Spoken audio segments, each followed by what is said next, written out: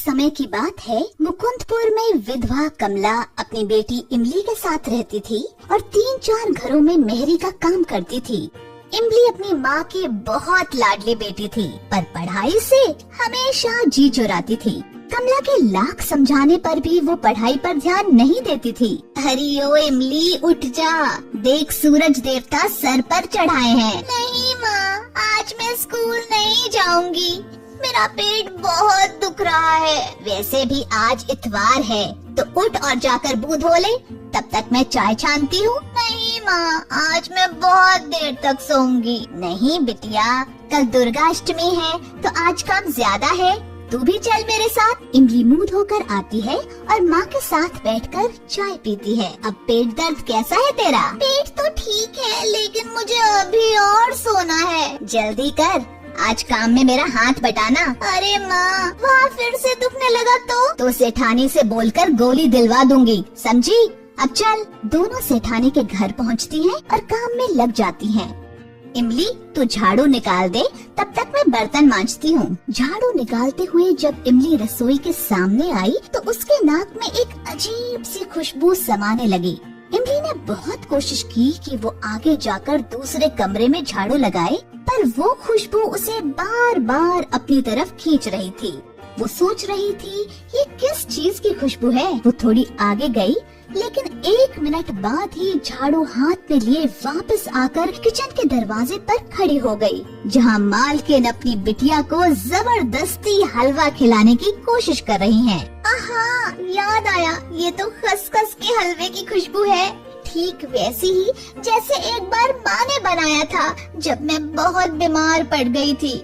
वाह, कितना स्वादिष्ट था वो। खसखस, मावा और देसी घी में तले हुए मेवे का स्वाद जीभ के साथ साथ आँखों में भी उतर आया। बर्तन की डलिया रसोई के अंदर रखने आई उसकी माँ ने उसकी ललचाई नजरों को समझ लिया और हाथ से झाड़ू छुटाकर दांत पीसते हुए कहा, स्वच्छ भारत अभियान वाली गाड़ी आ गई है, जाकर कचरा डाल कर आ। इमली ने बाकी घरों में भी माँ के साथ काम करवाया, पर हलवे की खुशबू और स्वाद उसके दिलो दिमाग पर छाई हुई थी। जब पूरा काम खत्म करके वो दोनों घर के लिए निकली तो इमली ने माँ का हाथ पकड़कर कहा, माँ, मुझे भी खसखस का हलवा खाना है। हाँ ठीक है, बनाऊंगी। कब बनाओगी माँ? आज नहीं, पर बनाऊंगी जल्दी। पर मुझे तो आज ही खाना है। मेरी अच्छी माँ, आज बना दो ना। अरे पागल है क्या, पता है खसखस कितना महंगा आता है? माँ बना दो ना हलवा, बहुत मन कर रहा है। तो जीभ में चिकोटी काट ले।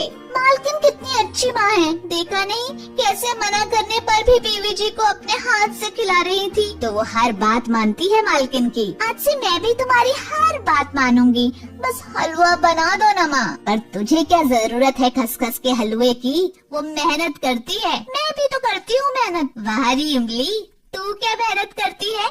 मैं भी तो सुनूं जरा। क्यों?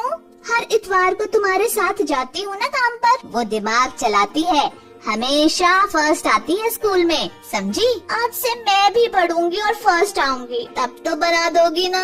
हाँ, लेकिन जब फर्स्ट आकर दिखाएगी तब। अब इमली को आस बंधी और वो वाकई बहुत मेहनत करने लगी। इधर माँ के अंदर बेटी को खसखस का हलवा खिलाने की इच्छा जोर मारने लगी। दशहरा और दीपावली के कारण उसे कुछ साफ सफाई का भी काम मिल जाता, लेकिन कुछ दिनों से उसकी तबीयत कुछ खराब रहने लगी। उसने सोचा लगातार और ठंड में काम करने का असर है। रोज बुखार के कारण वो दिनों दिन कमजोर होती जा रही थी। 1-2 बार सोचा भी कि दवाई ले लूं, पर फिर सोचती कि हलवे के लिए पैसे कम पड़ जाएं, तो किराने की दुकान से दर्द की गोली ले लेती। बस धीरे धीरे दीपावली पास आ रही थी।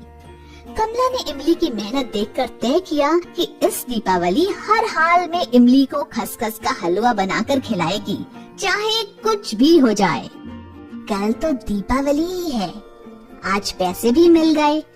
आज ही सुखी लाल की दुकान से हलवे का सामान लेती जाऊंगी।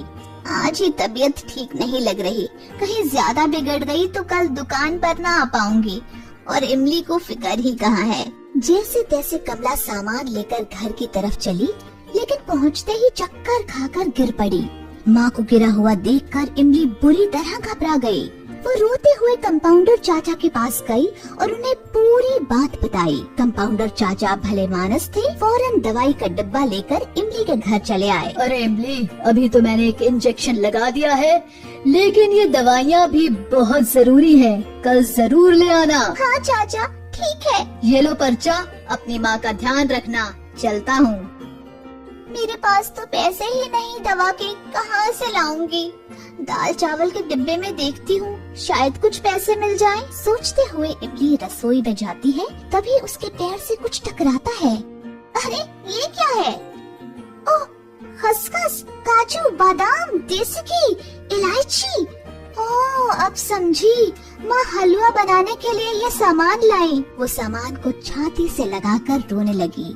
मन में कुछ निश्चय कर वो जाकर माँ के पास सो गई। सुबह उसने चाय बनाई, माँ को दी और किराने का सामान लेकर लाला की दुकान पर गई और सब कुछ बताया। लाला ने बिना चिड़चिड़ाए सामान वापस ले लिया और इमली को पूरे पैसे दे दिए, जिनसे वो दवाई और फल खरीद लाई। मुझे बहुत दुख है इमली, मैं तुझे हलवा भी नहीं खिला पाई। माँ, मेरी प्यारी माँ, तुम कितनी अच्छी हो। अब नहीं खाना कोई हलवा वलवा, बस तुम जल्दी से ठीक हो जाओ।